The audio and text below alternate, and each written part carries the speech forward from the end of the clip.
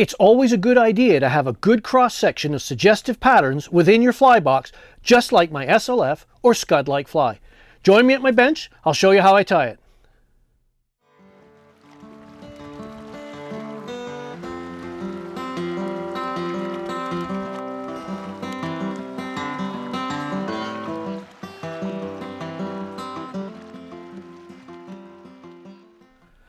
Hi everyone, thanks for dropping by my channel. If you've never visited before, I provide fly tying and fly fishing content that I hope makes your next day on the water just that little bit more productive and you catch some more fish. Today we're tying a suggestive fly called the SLF or Scud Like Fly. I love suggestive patterns. I always have a good cross-section of them represented in my fly box. They're great for non-hatch periods such as early in the day, late in the day, early spring, late fall, and anytime trout don't seem to be fixated on any one particular insect. They're also great if you like to troll because their buggy, suggestive look covers the bases and appeals to the trout's naturally predatory nature. I also like to fish them whenever I'm starting out on a new lake or even a familiar body of water that trout don't seem to have any preference, so I'm just going to throw something buggy and generic out, catch that first fish, and see what's going on through maybe careful use of a throat pump. If you enjoy this video, be sure to check out the descriptions below for all the fly tying materials and the material listing and my recommended links where you can pick up the products. If you enjoy the video, please give it a like. If you enjoy the videos on my channel, please consider subscribing. And if you hit that notification bell, you're going to get email notifications every time I upload a new video. So let's get tying. So let's tie the SLF, nothing to do with the dubbing. It stands for Scud Like Fly.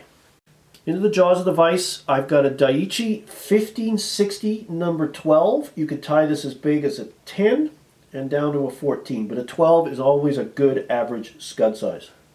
So I'm going to dress the hook, in this case MFC 80 in olive, just to complement the olive coloration of this fly. And of course you can tie it in whatever colors you'd like to match your local scuds.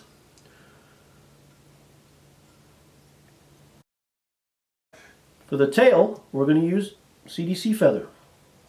Very marabou-like, moves and breeze. I want to tie it in about half the shank length, but I'm just going to get it on there, a couple of wraps. And then I can actually pull on this gently, size this so it's about half the shank length, and then move, secure this all the way up the shank. Nice smooth foundation, and it's well and truly tied in. And for the body on this fly, we're going to use some Brill. This is UV olive. This is the 5mm length. You can certainly use the larger size and trim it, but might make things hard or more difficult. So I'm just going to secure this in along the length of the shank right down to the base of the tail. Right back up to within about 2 hook eye lengths back from the hook eye itself, because we're going to have 2 hackles up front here, so we want to have space to work. And I'm just going to one wrap right in front of the other, wind this forward.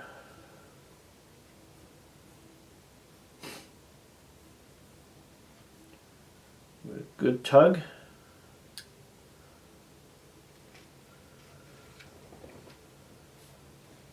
Tie this off, a couple over the top, a couple in front to lock it. Trim away our excess. A few little errant fibers there, we'll get rid of those.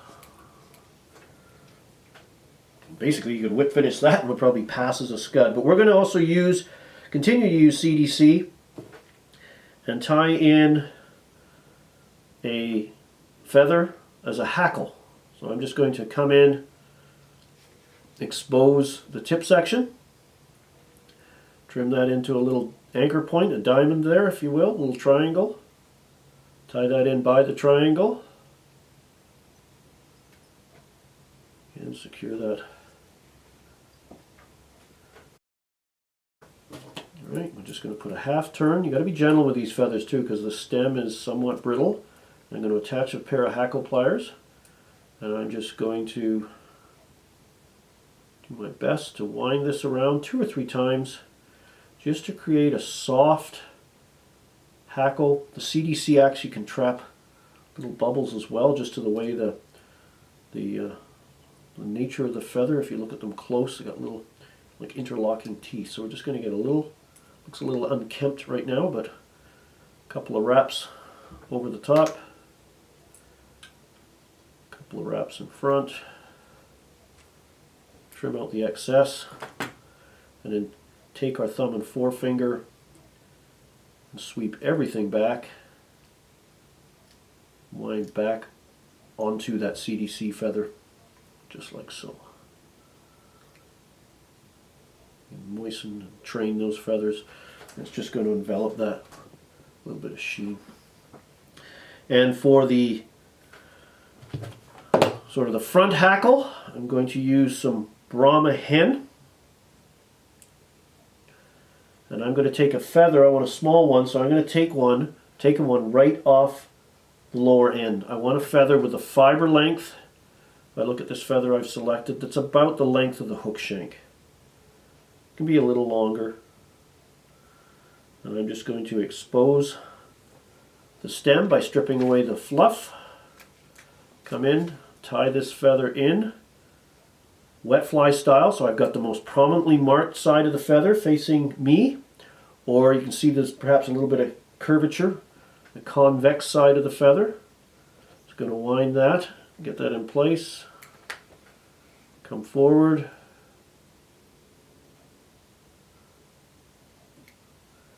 now we're going to locate our hackle pliers once again, so we have them handy. I'm going to put a half turn in, a positioning turn, to make sure this feather is going to wind in the direction I want. Nip my hackle pliers onto the tip and kind of pull those fibers. I'm going to pull the feather back through my fingers like this, and I'm training them to sweep back. I'm trying to, some CDC there that wants to get forward. And I'm just going to once, no more than a couple of turns. I'm just going to come up over the top once or twice. And I always like with my soft hackles, with any hackle fiber these days, is just to take everything, including that tip I've yet to trim,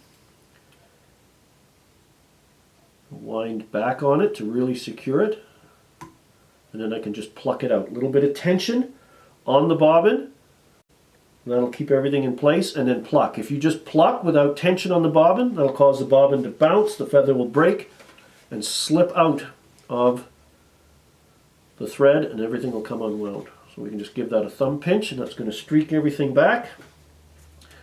And then we're just going to put a little bit of super glue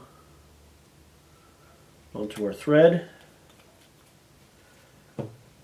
Pull everything back, a couple of wraps, and then bring our whip finisher into play.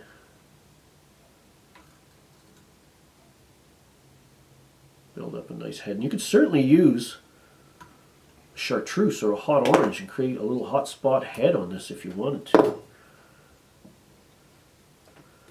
And that is a suggestive Scud Like Fly. A few little, not the neatest head I've ever done, but this fly will still fish wonderfully.